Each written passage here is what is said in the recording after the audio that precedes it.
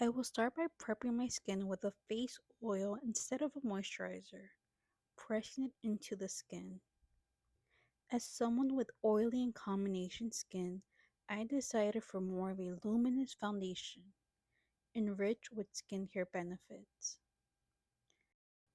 I first applied this foundation directly to the palm of my hand as a makeup palette to ensure I have control of the product without having to create a mess in my station.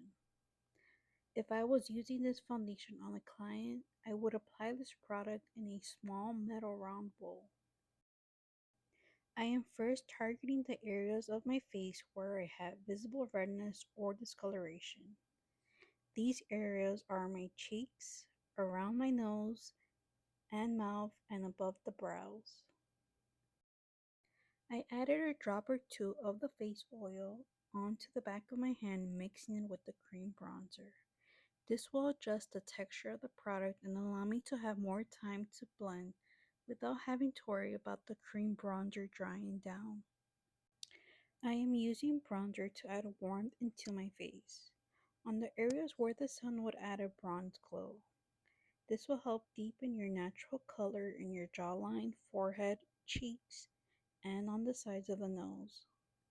Cream products tend to have a richer payoff depending on the finish, matte, satin, iridescent, or shimmer.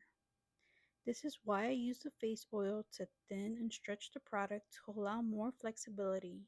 And this is a great tip for beginners learning how to apply cream based makeup.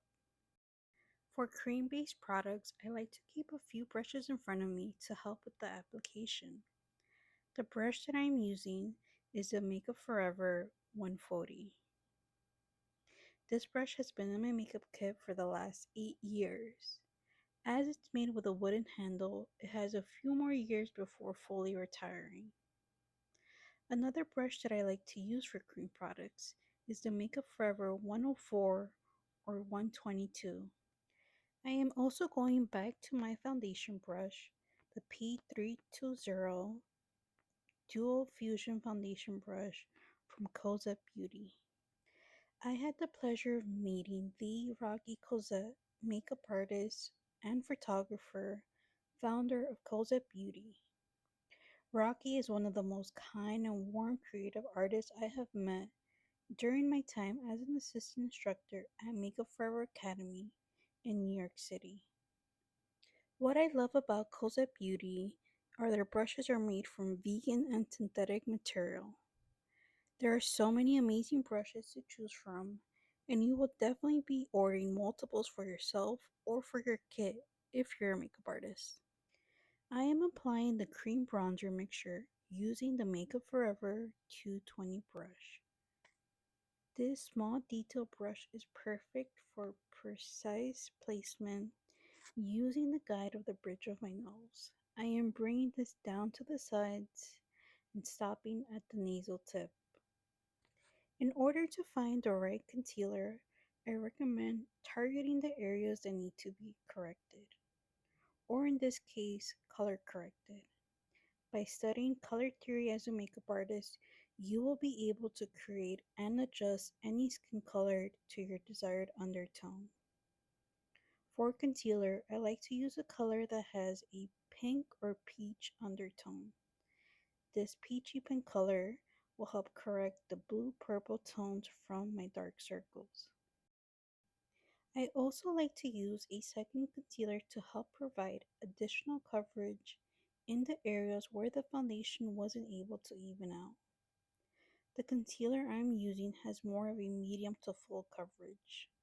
This is perfect for those looking to cover up a blemish, scar, or a spot. I am using the Pat McGrath concealer to highlight the areas I would like to bring forward, especially after adding the cream bronzer from earlier. As you can see, I added thin lines of concealer to help lift the areas of my face. To help blend my concealer, I will be using the Zoeva 142 brush. This brush helps buff and blend the concealer to avoid any creasing before I set my concealer with a loose powder. To apply my loose powder, I am adding a generous amount to my sponge before applying directly to my under eye. I want to avoid a mess on my clothing, so I am gently pressing this product into the skin. I try to be very careful using any loose products with my clients, especially because they are wearing very delicate and expensive item of clothing, especially a bride or even a celebrity client.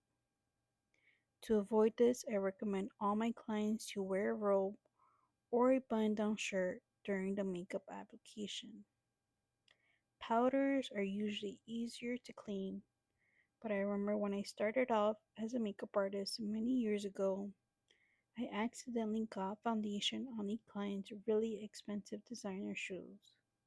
I was completely mortified, but thankfully the client was understanding. To set my face, I am using the Charlotte Tilbury Airbrush Matte Bronzer and the Airbrush Matte Powder. I am using the MAC 168 brush. This is the original 168 brush and not today's modern 168 synthetic version.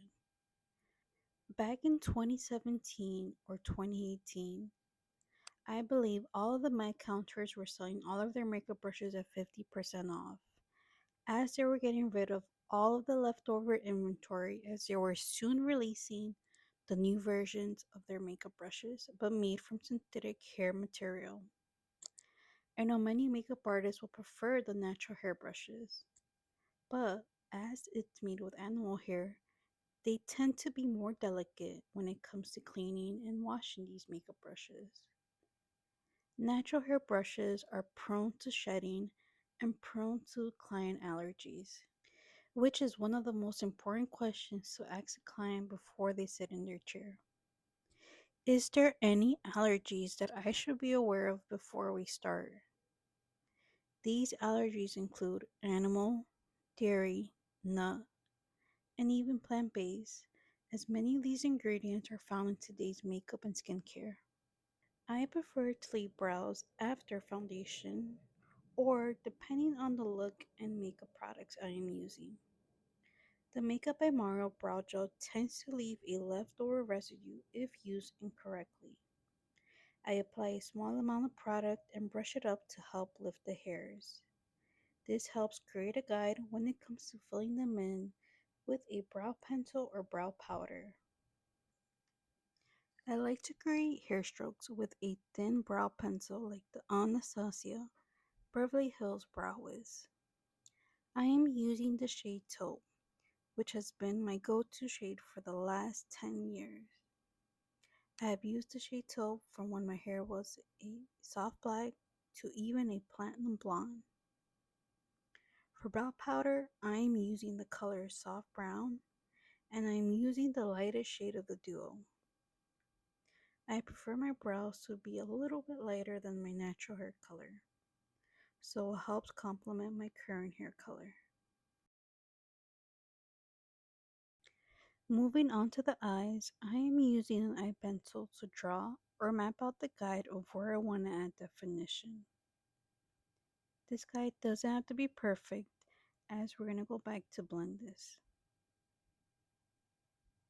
In Makeup Forever Academy, they would call this the open contour technique. This technique also helps correct unsymmetrical eye shapes like myself, as one of my eye shapes tends to be a little bit more hooded than the other. I am going back to add a bit more definition and blend this with a flat round brush.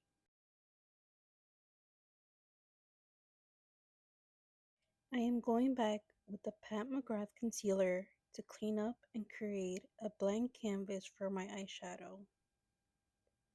This will help create a flawless application and provide a richer payoff in the eyeshadows I will use from the NARS palette. To apply the eyeshadow, I prefer to use brushes that will help press the product into the eyelids. I like to push down or dab to avoid as much eyeshadow fallout if possible. Using the correct technique and brush will make the biggest difference on how your makeup will turn out.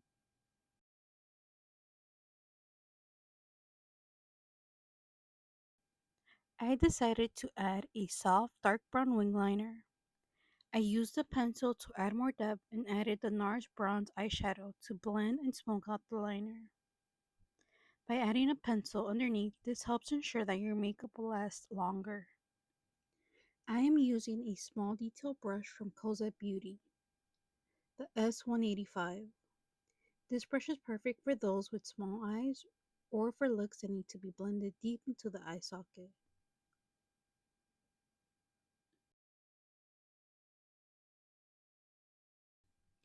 To finish off this eye look, I am using a black liquid eyeliner from Stila and I am drawing out a thin classic cat liner.